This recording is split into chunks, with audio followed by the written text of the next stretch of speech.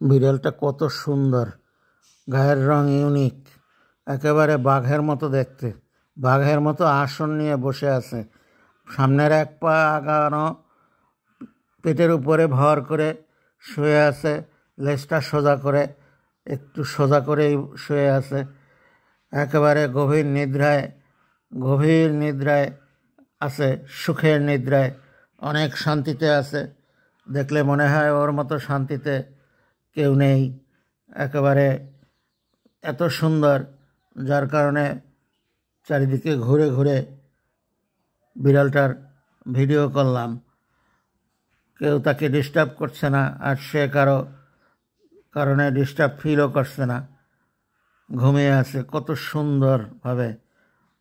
আসনটা একেবারে বাঘের আসনের মতোই। এজন্যই মনে হয় বিড়ালকে দেখতে বাঘের মতো আসন নিয়ে বসে, সেজন্য মনে হয় বিড়ালকে বাঘের মাসি বলা হয়। আর মাসি যত সাধারণত একটু মায়াবী হয়, বাঘের মতো হিংস্র নয় বিড়াল।